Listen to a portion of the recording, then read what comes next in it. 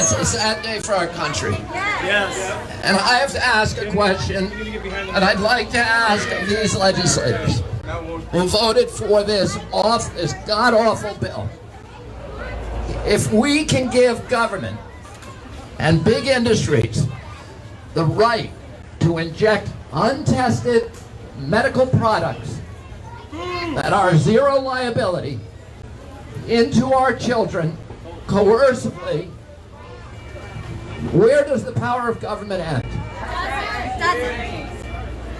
What else can they order us to do? Everything. Can they do the same thing that they do in China, which is to tell people that they have to abort their babies for the good of society? Right. Can they euthanize people for the good of society? Where is the legal boundary?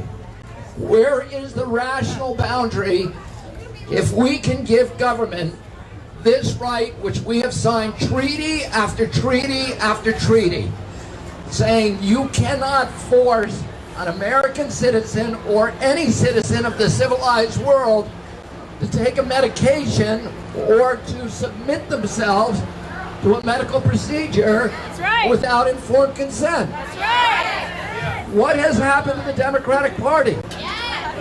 What has happened to the party that used to stand for listening to women? Why are they listening to pharmaceutical companies and not for the women? The past 2 years, the Democrats have been telling us, well, we are the party that stands up against the bullies and listens to women when they've been bullied. And yet, you have all of the members who voted for this, and none of them can answer the question. Where is all the autoimmune diseases coming from? If it's not the vaccines, and where is it coming from? We have, when my generation, according to HHS, 12% of the people in my generation prior to 1986 had chronic diseases. Today, 54% did. Well, let's pretend all those hundreds and hundreds of studies aren't there that say it's the vaccines. Let's pretend that all the vaccine, every one of those diseases, the autoimmune diseases, Guillain-Barré, cerebral palsy, diabetes, rheumatoid arthritis, the neurodevelopmental diseases, ADD, ADHD, speech delay, language delay, tics, Tourette's syndrome, ASD, autism, the allergic diseases, peanut allergies, food allergies, eczema, asthma, anaphylaxis. Where can we find those listed? In two places. One in the list of chronic diseases that are now epidemic among American children, and on the vaccine inserts. And why would the company put them on the vaccine insert? They put them there because the only way you can sue them under VICA is if they know or suspect of an injury that's being caused by their product and they fail to put it on the insert. So it's the one place where they're honest. For many years they've told us, well, just because we put it on the insert doesn't mean that it's actually a vaccine adverse event. It's caused by the vaccines. But the Code of Federal Regulations says you cannot put it on an insert unless you believe that it's caused by the vaccines. So they're lying, and all of these legislatures in here, we went office to office, and we talked to every single one of them.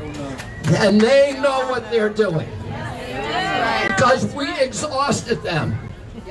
We went in and we answered every question. We answered all the lies that Richard Penn has told them. We answered and we showed them in black and white. That's not true. There are no grandfathering of medical exemptions. This state is doing something horrendous. It is stepping between a doctor and the 4,000 children in this state whose doctors have told them you cannot afford to get a vaccine because it could kill you or it could cripple you. Their doctor, who's known that child oftentimes since birth, who has reviewed their medical records, who has done all of the tests on that baby, who knows the family, has said it is dangerous for you to receive this product. Don't ever do it. And yet, the state of California is going to come in and step a bureaucrat between that doctor and that child and say, we're going to give it to him anyway. This is criminal. Criminals! Blood on their hands. For many years, I spent my life working on environmental issues. One of the things that I knew about the environment is that it was a war between large corporations who are trying to treat our planet as if it were a business in liquidation, convert our natural resources to cash, have a few years of pollution-based prosperity for themselves, and our children are going to have to pay for their joyride with denuded landscapes, poor health, huge cleanup costs that are going to amplify over time, and they'll never be able to pay. That was my life's battle, because these were corporations that were commoditizing our landscapes. The landscapes that are the Purple Mountains majesties of these countries that enrich our children spiritually, culturally, economically, and their health. And when I got sucked into this issue, I saw something 100 times worse.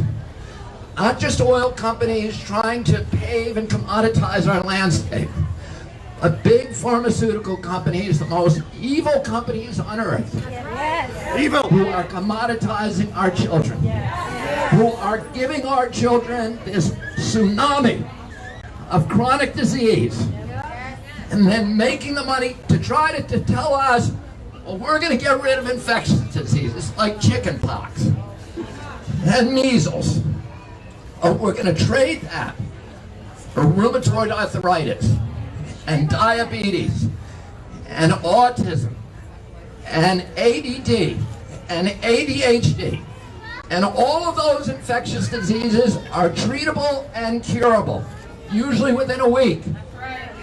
And none of the chronic diseases that they are causing are treatable or curable. And they're making $50 billion selling our kids these mandated vaccines that are untested and liability-free, but they're making $500 billion a year selling them the EpiPens, the seizure medications, the Prozac, the albuterol inhalers, the rheumatoid arthritis medications, the diabetes medications that our children are now addicted to for life because of these vaccines. And we went through this with all of these Democratic legislatures. They knew what they were doing. And I'm going to tell you what Henry Stern told me. I said to him, I've known him his entire career. I gave him his first fundraiser. It was all the people in our community who came to that fundraiser and supported him because he made a promise to us. When I called him up 2 months ago and I reminded him of that promise, he said, Bobby, if you insist on doing this, you're not going to have any friends left. I said, I have plenty of friends.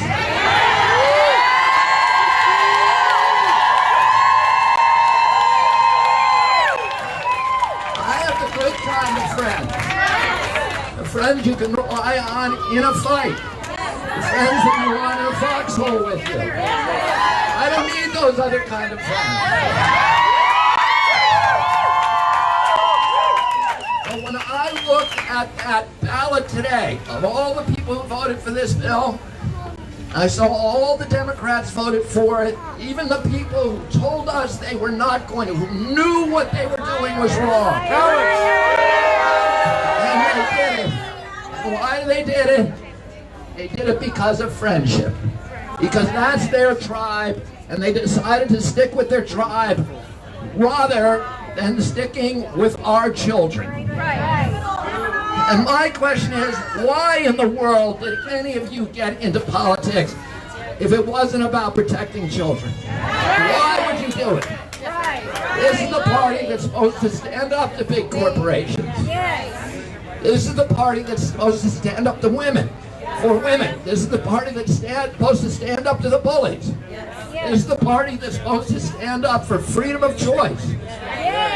When did it become the enforcement weapon of the pharmaceutical industry in its war against our children?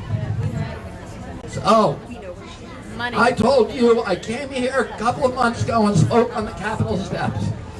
I told you something that I learned very early on as an advocate, which is this kind of advocacy, where you're dealing with the inertia, with the momentum of a giant juggernaut corporate structure that is unstoppable, a juggernaut. It's very hard to slow the momentum because they've captured everybody. They've captured our newspapers, our press. Some of it is paid off, but a lot of the media just has appointed itself, self-appointed itself, as the guardian, as the gateway to protect the American people from dangerous knowledge. That's not the job of the press. The job of the press is to inform the public. Democracy relies on the free flow of information. When you start censoring information, you better look at whose behalf you're censoring it for, because that is the tyrant, and that's what they're doing. So this is a juggernaut. They own the press. They own the regulatory agencies. They own our doctors, our pediatricians. They own all of it. They have disabled the courts and the lawyers, the groups that would be on our side, but they've captured every other agency. Well, how do you stop that kind of juggernaut? And it's like stopping a huge oil-filled super tanker. And I've watched these tankers be turned around at New York Harbor. And what happens is they get 4 or 5 tugboats. The tugboats push on the bows. They hit them again and again and again and again. And there's no perceptible movement, sometimes for hours. And suddenly, one of those blows causes it to start turning, and then it flips in a matter of minutes. And all of these work. I don't want any of you to go away today disheartened. We have had loss after loss after loss, and what happens every time we lose? We get stronger. We lost in the Assembly, we lost in the committees. We lost in the Appropriations Committee. We lost in the Health Committee. We lost in the Assembly. We lost in the Senate. And we lost in the Assembly and the Senate again. And what happened? Every time these crowds got bigger, and new women got stronger. And I'm telling you, do not despair. We are going to win this battle. We have plans. We have a strategy, and we are going to sue them, and we're going to sue them.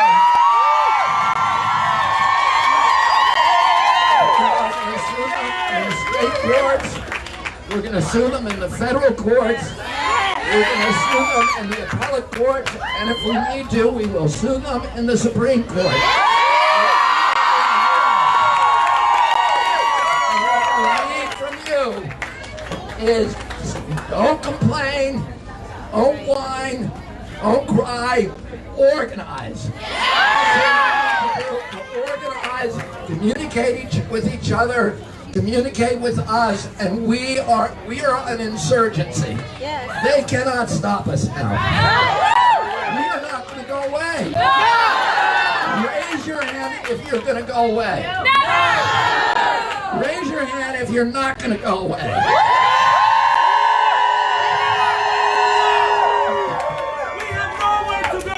We have nowhere to go, and you know what? This is the biggest battle of our lives, and we are privileged to be part of it. You are on the front line of something that you know is important. My father told me you have to find something to give your life to. And you guys have something, and you know you're right.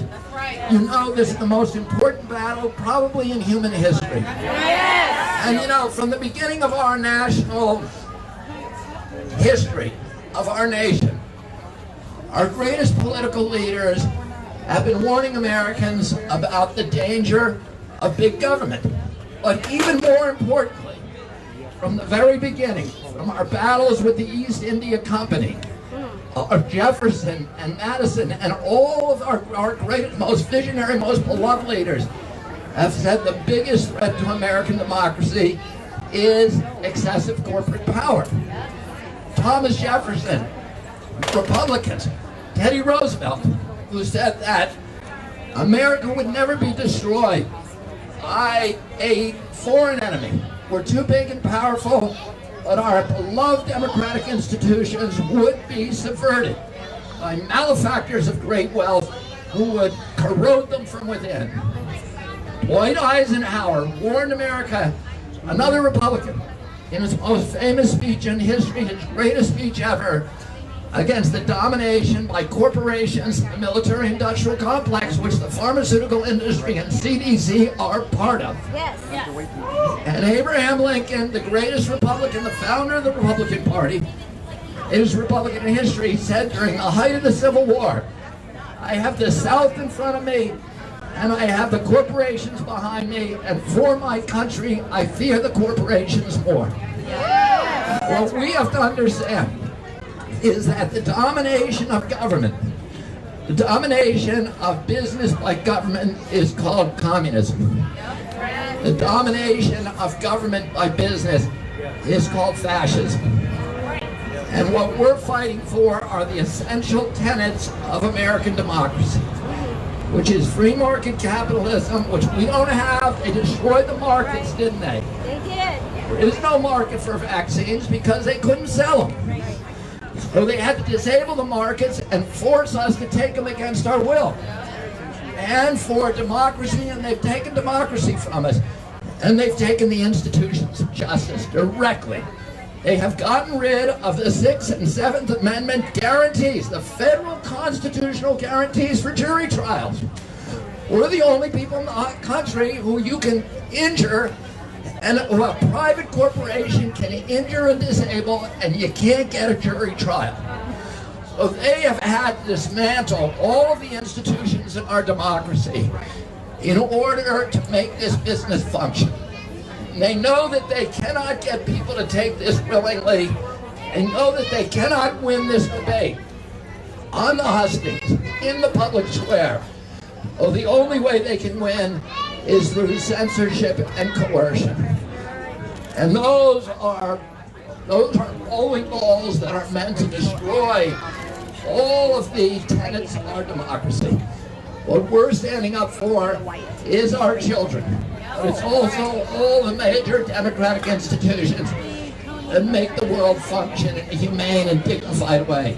So I want to thank all of you for coming out here on short notice to show these guys what we're made of, and to tell you we are going to stand shoulder to shoulder. We are going to bring them down. And we will see you on the barricade.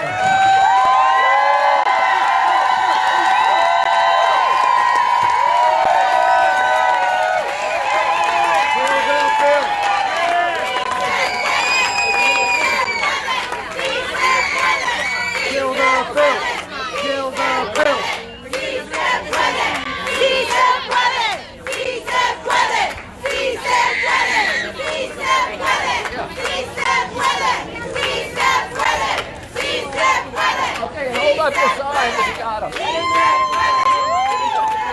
Hi everybody, happy you're here and saw that beautiful support by RFK. I'm just going to stay there for Hey, Tara, give me the flag. Thank you. Is it upside down? It's okay. Hey, everybody, fists up.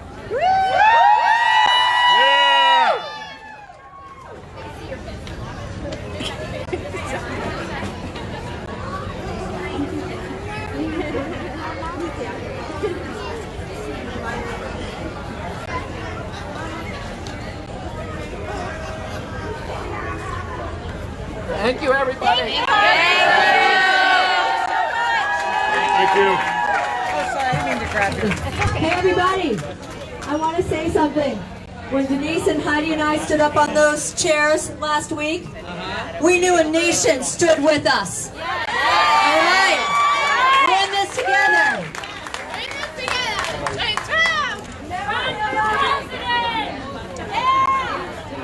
Thank you so much. Yes, we need to repeal the 1986 Vaccine Injury Act. Thank you. We love you. Thank you, Mommy. Thank you. Heidi.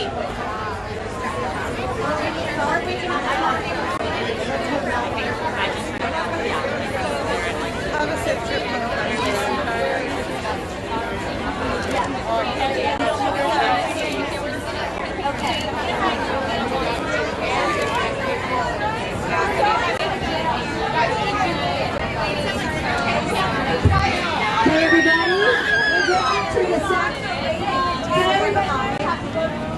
Hey, can everybody hear me? We're going to the Sacramento County Jail. One of the mamas who's chained to the door, she's still not found in the system. Her husband had to leave to go be with the kids. We're going to go to the Sacramento County Jail and start some support and find out what's going on.